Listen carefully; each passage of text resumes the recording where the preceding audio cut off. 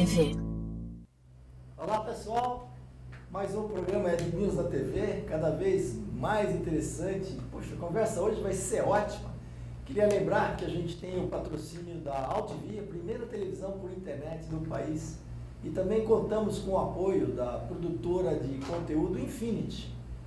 O programa de hoje vai ser bem legal, a gente vai entrevistar o André Cassu, ele que é Chief Creative Officer, seguramente da agência mais criativa do mundo hoje, que é a Crispin Porter Boguski, hoje no Brasil, né? Uma agência americana, mas nada melhor que o próprio André contar um pouquinho pra gente dessa história, desse espetáculo que é a comunicação e você sair um pouco de alguns centros, né?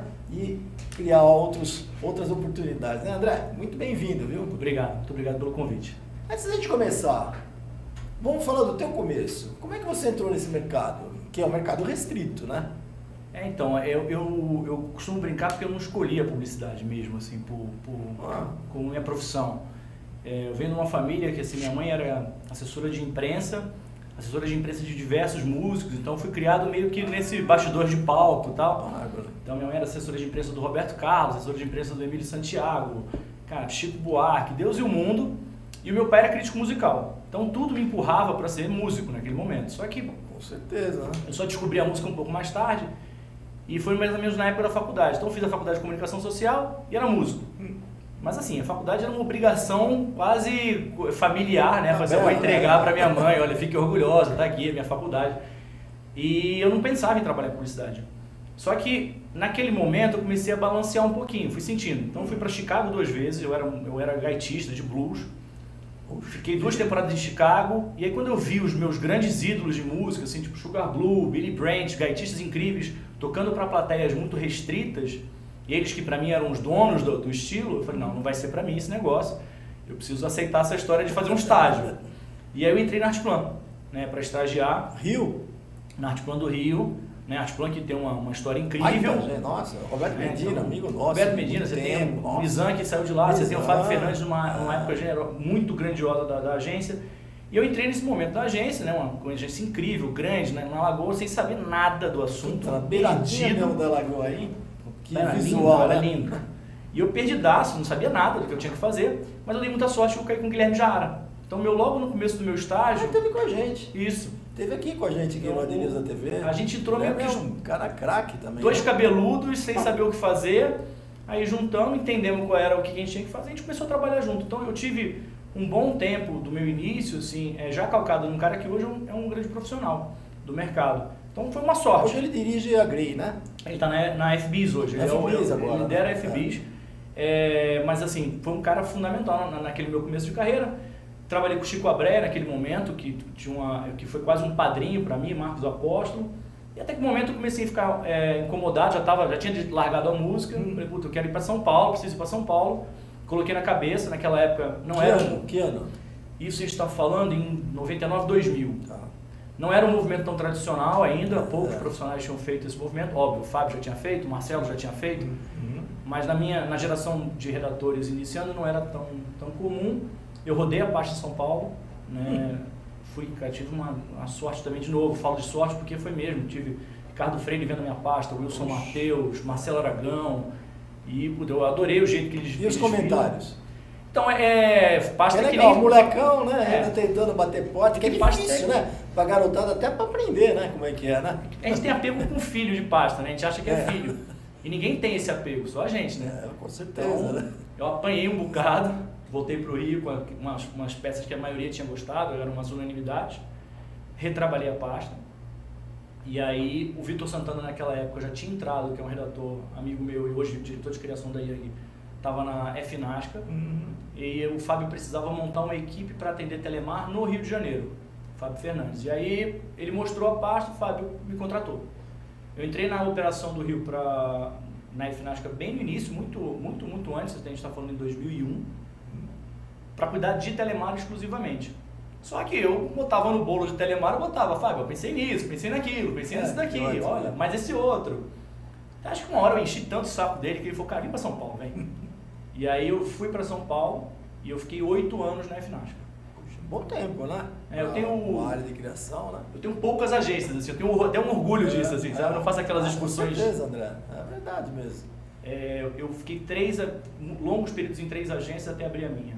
Então, na Finasco foram 8 anos, que foi, eu considero, um renascimento da minha carreira, assim mesmo, porque eu trabalhei muito próximo do Fábio e do Edu Lima, além de uma equipe incrível. Tem um bom aluno lá, Ivan Marques, foi meu aluno na SPM. Nossa, Ivan Marques é uma figuraça. Corintiano. Corintiano maldito, eu palmeirense, ele corintiano. O Fábio vascaíno, o Edu Lima São Paulino e eu flamenguista, então era um certo caldeirão ali. Foi um período incrível na minha vida, dentro da FNAC, foi a minha vinda para São Paulo com família, com a minha mulher, minhas filhas já nasceram em São Paulo, quer dizer, foi todo um universo que eu tive que me acostumar com a cidade, né, porque é muito difícil para um carioca. Não tem mar, né? Não. Começa aí, por aí, né? Começava para mim pela vista, o cara fala assim, não, ele tem esse apartamento aqui, ele tem vista. Eu falei, não vamos começar por aí, vamos voltar um pouquinho. Vamos. Aí num determinado momento da FNASC, que eu já tinha recebido uma série de propostas para sair, tinha recusado diversas, eu recebi um telefonema do Marcos Medeiros, que hoje é meu sócio, e ele foi muito feliz numa frase, que ele falou assim, cara, eu sei que você não sai daí, mas eu queria conversar com você para você vir aqui para o UMAP. E eu sei que você não sai daí, me pesou de um jeito, eu estava de férias, e eu fiquei, cara, como que alguém está falando que eu não saio daqui? Qual é essa leitura, né, do mercado? E me deu incômodo, ele nem sem saber, ele lançou essa, me pesou, né? Aí ele me jogou na frente do Marcelo Serpa naquele momento. Nossa, baita diretor. E eu falei, cara, né? faz sentido isso aí.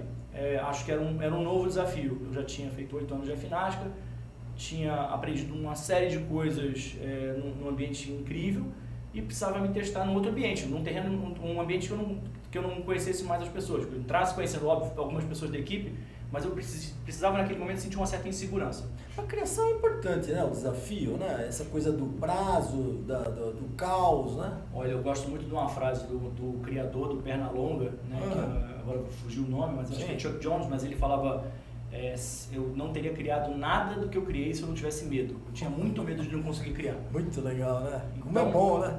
Eu tinha essa impaciência de mudar e eu queria sentir esse frio na barriga de um ambiente que era diferente. E a MOP você já pegou uma multinacional, em parte, né? Que ela As já duas tinha acordo, né? A FNASC também já tinha, né? Já saí de um ambiente, só que a UMAP era um bocado maior do que a FNASC, né? De equipe, de tamanho e tal. Então, era um desafio, outra linguagem, e eu fiquei 6 anos na UMAP. Então, a gente está falando assim, longos tempos nessas agências. Na UMAP foi uma fase muito premiada da minha carreira. Você tem 43 leões, é isso? Então, como soma que eu sou como diretor de criação. Então, assim, como diretor de criação... Mas tudo bem, vai estar na tua turma, não é? Tá na minha turma. Não dá assim. pra tirar de lá, né? Ali Mas 43 leões é algo realmente representativo. Soma né? boa. Faz diferença para um criativo, esse reconhecimento do próprio mercado publicitário, né? Eu acho que faz. Eu acho importante, eu só acho importante hoje dosar, né? Porque o festival cresceu demais. Mudou até nome de publicidade para criatividade, né? O festival ficou muito grande, o número de leões ficou muito grande. Então, às vezes, os números são inatingíveis. É verdade. Várias categorias foram criadas, né? Eu tenho um pouco de medo disso, assim, sabe? Então, quando é que vai ser suficiente, né? Você ganhou 10, de repente é pouco. Mas você foi bem de press, né? Fui muito... Não, tive um ano... Você foi Grand Prix? Eu fui Grand Prix de Press em 2010. Foi um prêmio incrível com o Marcão, né? Que já era o meu dupla naquele momento. Na verdade, eu fui para duplar com o Marcão, a gente virou diretor de criação, e em um determinado momento a gente entrou nessa loucura de querer abrir uma agência. Vamos abrir uma agência. E eu falo loucura porque todo mundo que a gente consultava falava, é loucura, não faça isso, é loucura, o mercado não... Pura loucura, e como é que você fez essa loucura? Porque todo mundo dizia que era para não fazer. Então eu tenho essa coisa meio impaciente, assim. Não vou, eu sei que você não sai daí, eu saio. Aí eu assim... Me conta desse case agora. Então assim, a gente... Como é que você trouxe essa estrutura internacional e diferenciada, né? Acho que assim, a Crispin tem uma Crispin Portable Bus, que a gente chama de CPB, porque é mais fácil de falar, imagina isso. Bem mais, né? Ela tem um legado incrível, né? Ela não é da Madison Avenue, pô, eu tive lá várias vezes, a Madison é um famoso, é o Mad Men, né?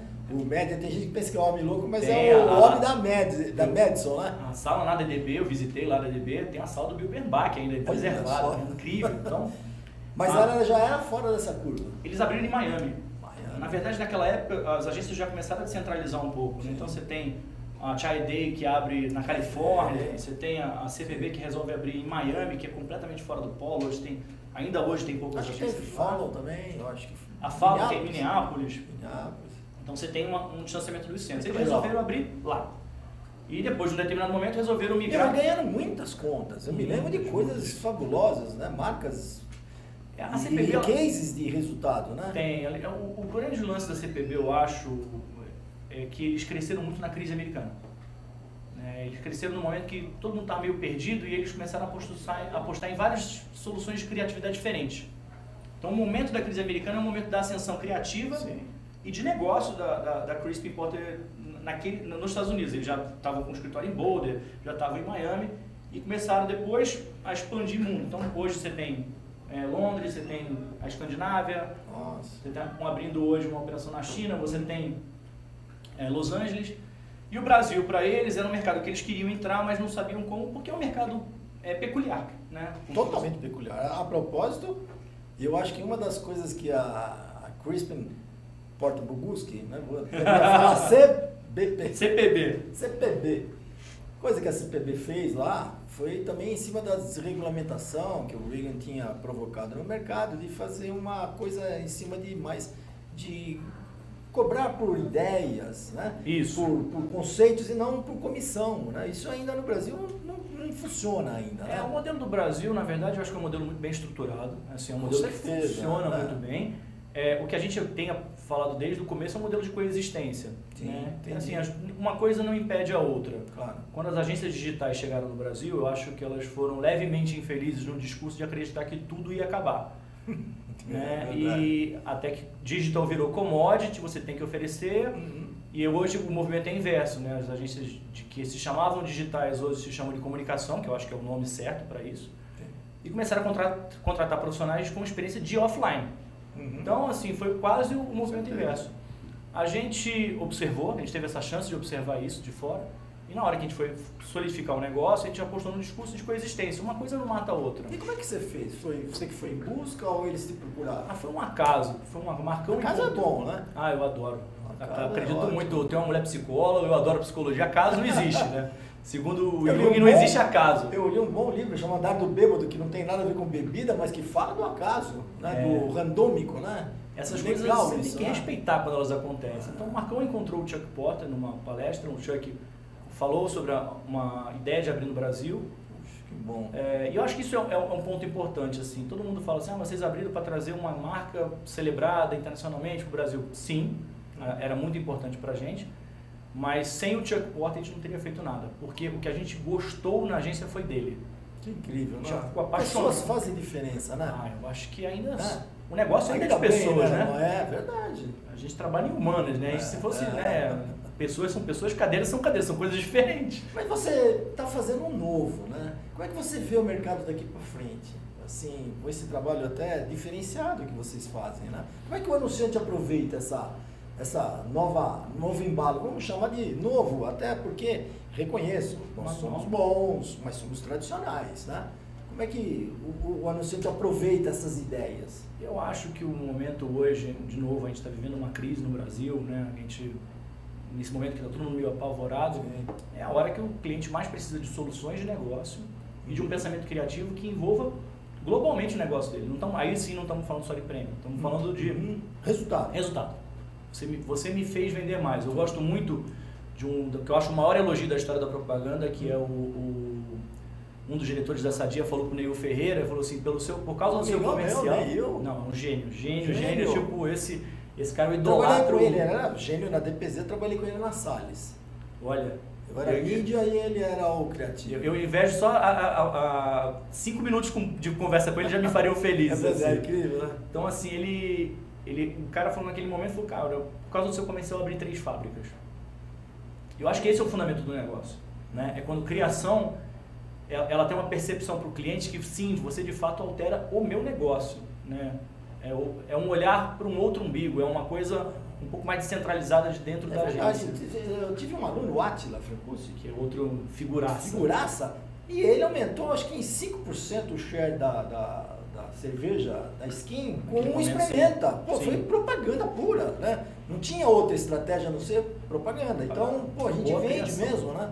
Boa criação. Isso impulsiona o mercado como um todo. À medida que novas agências adentram, provocando com trabalhos criativos, hoje você tem uma série de agências que entraram no Brasil, você, de novo, você tira um pouco do foco da discussão e você oferece novas ferramentas para esses clientes. E eu acho que é o momento que os clientes têm para testar esse. É o momento que eles têm para serem desafiados Mas também. de todas as agências, de todos os grupos, eu acho, André, que você tem um diferencial absolutamente interessante e competitivo, porque a gente tem muita coisa de padrão de grupos, né? Sim. Quer seja os europeus, os ingleses, os franceses agora, né? Mas eu acho que usando dessa experiência americana e usando esse lado brasileiro, a oportunidade, eu acho que da CBP. CPB, o Crispy Portal para você é mais fácil. É melhor falar Crispy Portal Boguski. É muito bom, não é? Acho que a gente tem uma chance de, já que eles vivenciaram uma crise, óbvio que tem um impacto muito diferente da nossa, a gente tem aprendizados dessa crise. Né? E a gente tem trocado muita informação com eles exatamente sobre isso. Mas e o anunciante? Ele é acostumado, às vezes, a pagar por comissão, que é uma relação veículo-agência. Uhum. Essa questão americana e que vocês fizeram lá fora é por uma questão de resultado, uma questão, às vezes, de feed, de ideias. Como é que o anunciante vê isso? Ele paga isso? Pagaria isso? Eu acho assim, hoje a gente está de novo reestudando esse modelo, a gente tem oferecido, cada contrato nosso ele é específico para aquela necessidade daquele cliente, então a gente, de novo, é coexistência, é um balanço dessas coisas, do que você precisa. Se você quer só que eu adentre no seu negócio, eu vou mexer na sua linha de produção, que é um negócio que as agências normalmente até não evitam fazer, e eu gostaria de começar a entrar nessa história, aí a gente está falando de um FII. Né? Porque eu estou fazendo um trabalho que é absolutamente focado. Porque é desgastante. E se você às vezes não tem a veiculação, como é que se remunera? E aí ele tem que entender de forma diferente. Eu acho que o amadurecimento já está acontecendo. A gente tem uma nova geração de clientes entrando também, que está buscando esse tipo de trabalho. Tem coisa internacional, tem experiências internacionais. E quando o cliente, por exemplo, o Pedro Herp, que era o presidente da Ambev aqui no Brasil, né, o diretor-geral da Ambev aqui no Brasil, quando ele voltou para o Brasil, ele já estava com um olhar já da indústria americana, trabalhando com diversas agências, ele traz um aprendizado. Então, esse mix vai chacoalhando no mercado. Né? De novo, eu acho que o modelo é muito bem estruturado, só que ele cabe a esse modelo novas formas de negócio que são em torno, que não servem para matar o modelo, servem para coexistir de fato.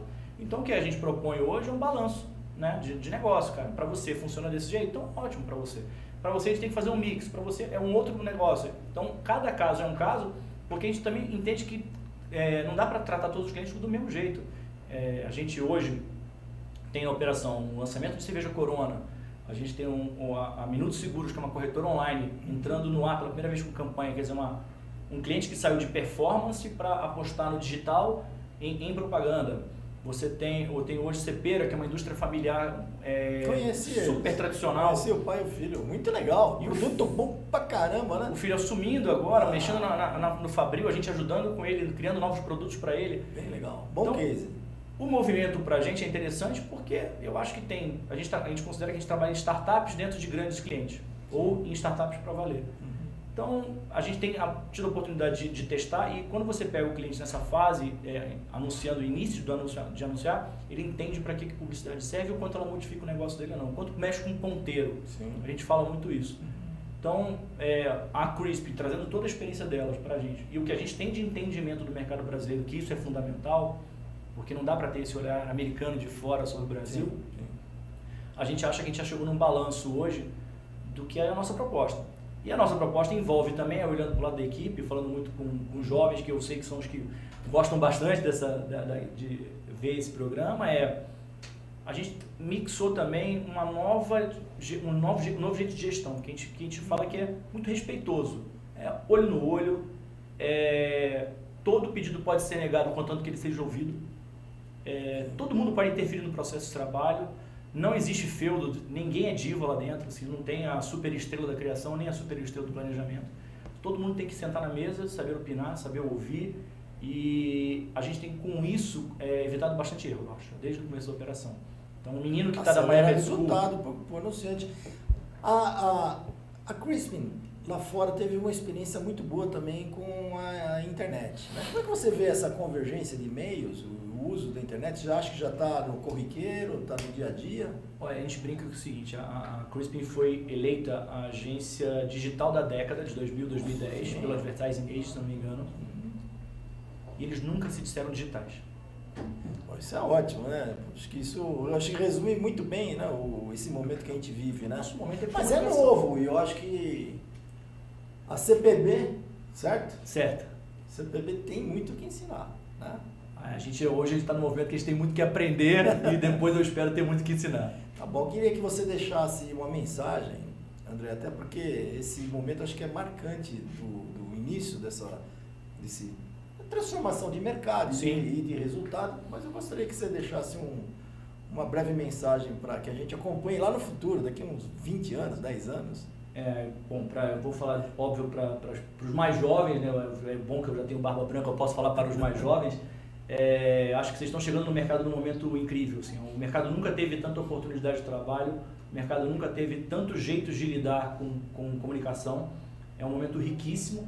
E o mercado nunca teve tão aberto para morar fora também. Então, assim, a minha geração nunca pôde pular para fora do país. E hoje essa geração tem o Brasil. Temos vários criativos lá fora mesmo. E você tem o mundo inteiro. Lembrado. Então, eu acho que isso é um momento que vocês têm que aproveitar e sem esquecer que para fazer um grande trabalho você não precisa deixar de ser uma grande pessoa. Então, trate bem os outros, respeite, olho no olho, seja gentil que as coisas acontecem de volta.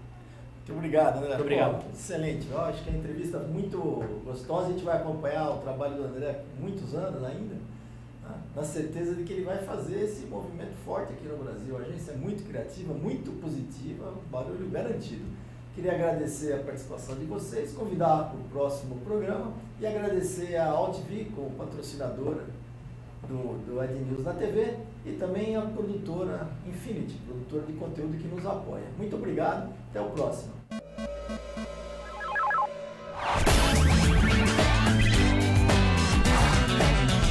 Ed News na TV.